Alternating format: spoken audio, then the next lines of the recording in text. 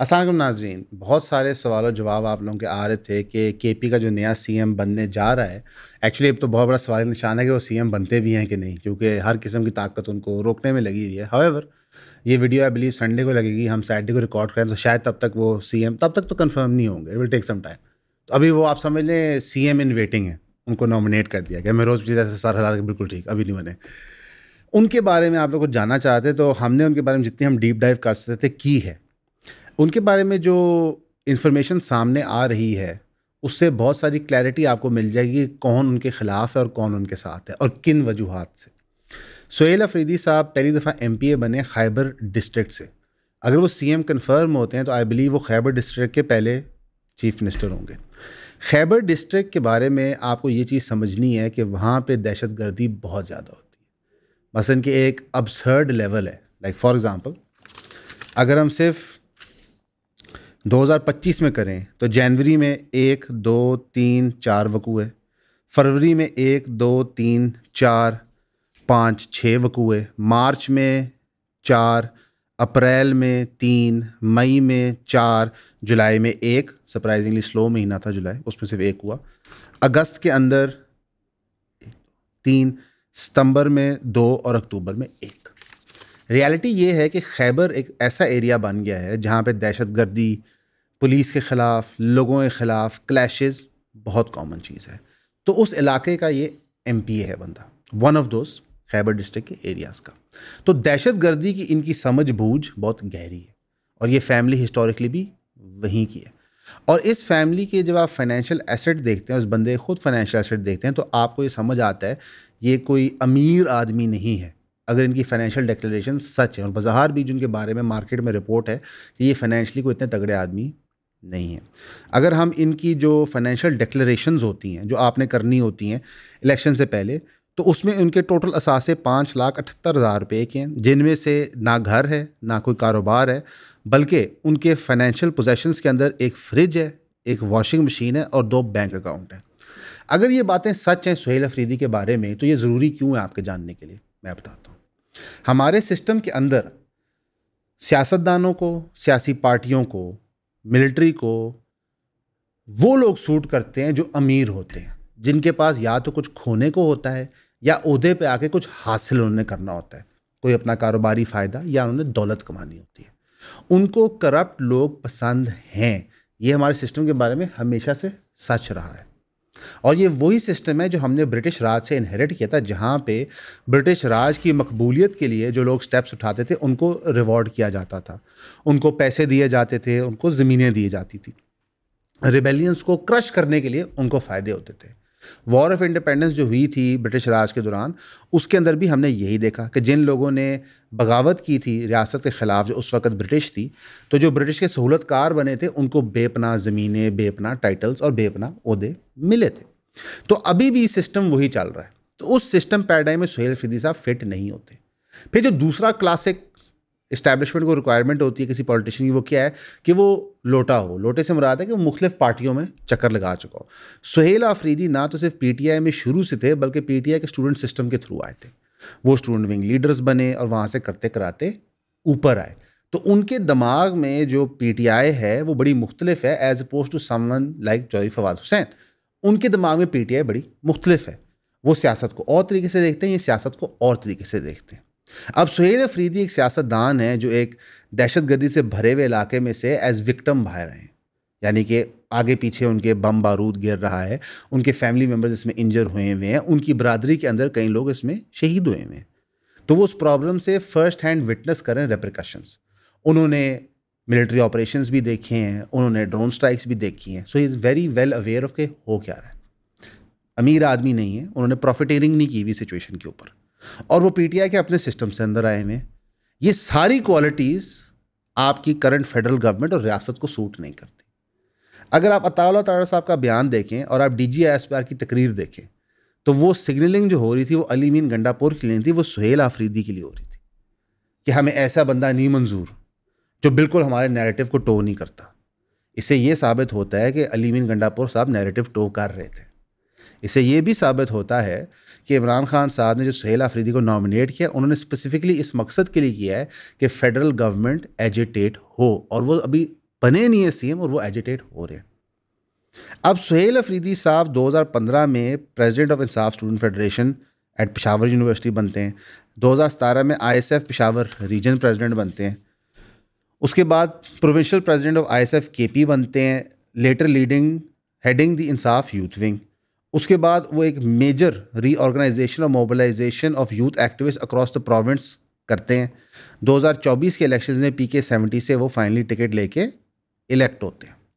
इस सारे प्रोसेस के अंदर सुहेल अफरीदी साहब और एवरेज केपी का वोटर बहुत करीब हो जाते हैं। जब आप पूरे प्रोविंस के अंदर यूथ मोबिलाइजेशन कर रहे हैं तो आपके ग्राउंड लेवल पे बड़ी सपोर्ट होती है। इसलिए सुहेल अफरीदी साहब की नॉमिनेशन पे सिवाय अली मीन गंडापुर के कैंप के किसी ने कुछ भी नहीं कहा पीटीआई में से, क्योंकि उनके मरासिम तल्लक सबसे हैं, क्योंकि उन्होंने नीचे से ऊपर जाके काम लिया है।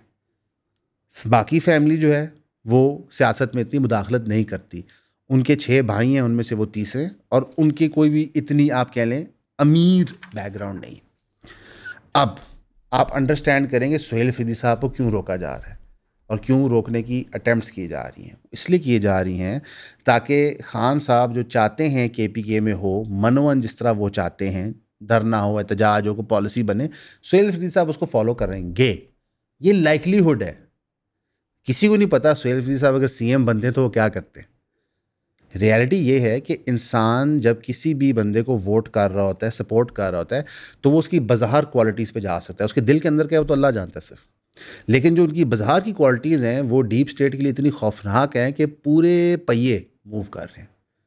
इनफैक्ट DGSPI ने अपनी प्रेस कॉन्फ्रेंस में कहा कि 70% जो दहशतगर्दी है वो बलूचिस्तान और केपी से आती है। इसको ज़रा ब्रेक डाउन करते हैं, अंडरस्टैंड करते हैं।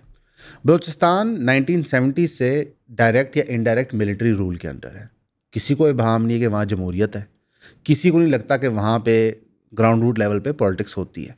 वहाँ पे या ऑपोजिशन की प्रोटेस्ट जमाते हैं या सरकार की सहूलतकार हुकूमतें। तो अगर वहाँ से दहशतगर्दी हो रही है तो वो आप किसी सूबाई गवर्नमेंट को तो ब्लेम कर नहीं सकते, वो डीप स्टेट का फॉल्ट है। केपी के अंदर जो वो कहते हैं दहशतगर्दी बहुत ज़्यादा है, ये एक स्वीपिंग स्टेटमेंट है, इसको अनपैक करना चाहिए। पाकिस्तान ने केपी के अंदर ही ट्रेनिंग कैंप्स बनाए अफ़गान जिहाद के दौरान। केपी के अंदर ही पनाह दी तालिबान को जब अमेरिका ने हमला किया, और केपी के अंदर ही ड्रोन स्ट्राइक्स किए अमेरिका ने। तो सबसे ज़्यादा एजिटेशन हुई वहाँ पे, वहाँ के लोग अफेक्ट हुए। फिर full scale military operations Pakistan के अंदर 2 ही जगह पे हुए हैं, केपी और बलूचिस्तान।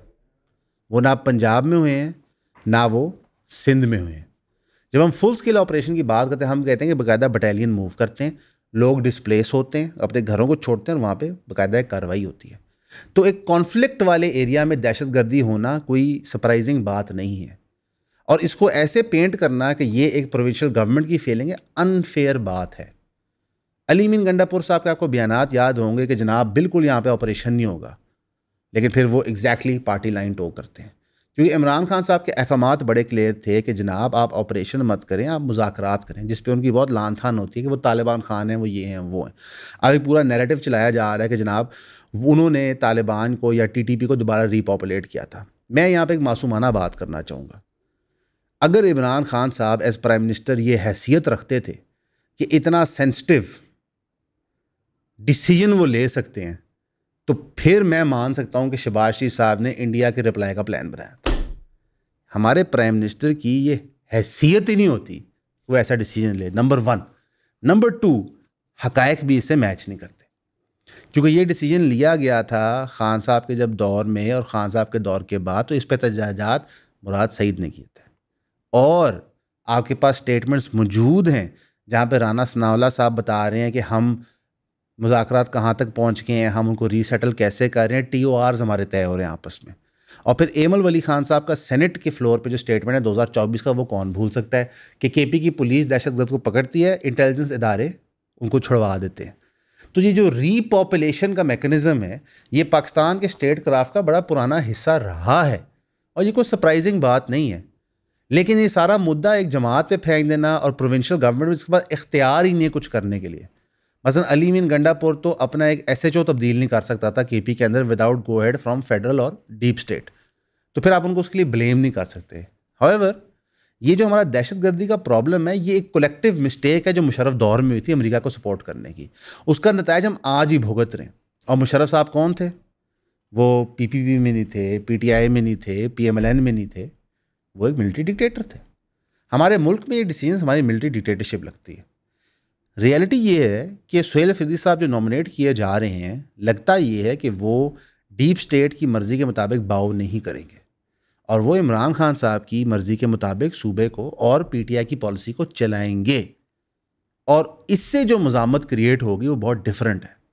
फॉर एग्ज़ाम्पल, जब इस्लामाबाद पहुंच गई पीटीआई, अली मीन गंडापुर साहब और बुशरा साहिबा के काफ़िले वहाँ पे पहुंच गए, वहाँ से वापसी जो हुई थी वो अली मीन गंडापुर साहब के पर्सनल डिसीजंस के ऊपर हुई थी। अगर वहीं पे सुहेल अफरीदी साहब एस CM पहुँचे होते तो रिज़ल्ट बड़ा डिफरेंट हो सकता था। होता एहतजाज 3 दिन 4 दिन और चलता, वहाँ पे शेलिंग होती, शायद फायरिंग हो जाती, लोग शहीद होते मज़ीद, लेकिन मज़ामत फिर मज़ामत पूरी होनी थी। और इस तरह की चीज़ इस वक्त फेडरल गवर्नमेंट को, नई मिलिट्री इस्टेब्लिशमेंट को रिक्वायर्ड है। तो इस राउंड के अंदर अगर हम सुहेल अफरीदी साहब को ब्रेक डाउन कर सकें और बता सकें लोगों को वो कौन है, तो मैं समझता हूँ कि करंट पीटीआई सेटअप में जितने आपके MPA MNA ये सारे लोग बैठे हैं, तो सुहेल अफरीदी साहब प्रॉब्ली सबसे ज़्यादा वफादार होंगे इमरान खान साहब को, और उन्होंने ये वक्तन फ़वक्तन साबित किया। ये वही सुहेल अफरीदी साहब हैं जिन्होंने तीरा के बारे में बताया था सबको। अब आगे क्या होता है अल्लाह जानता है। हमने आपको एक बंदे की डीप डाइव और करैक्टर असेसमेंट दे दी है। हमारी ये अंडरस्टैंडिंग है कि इनका CM बनना मुश्किल है।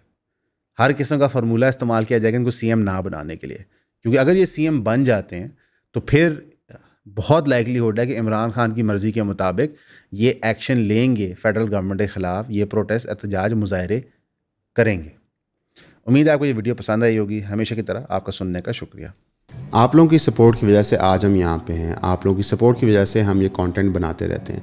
आप लोगों की सपोर्ट हमें चाहे इनबॉक्स DM की मद में है, चाहे वो कमेंट की मद में है, या स्पेशली 3000 रुपये की सब्सक्रिप्शन की मद में है, हमारे काम को बहुत आगे लेके जाती है। हमें किसी प्लेटफॉर्म की तरफ से कोई सपोर्ट नहीं है। आपके सामने हमारा चैनल डिमोनेटाइज हुआ है, 1 दफ़ा नहीं 2 दफ़ा। उसकी वजूहत भी हमने आपको बताई हैं। डिमोनेटाइजेशन या फिर किसी की आवाज़ बंद कर देना बहुत गलत है, चाहे वो किसी भी इशू पे बात कर रहा हो। फ्रीडम ऑफ स्पीच के साथ खड़े हुए और हमें 3000 रुपये की सब्सक्रिप्शन प्रोवाइड करें।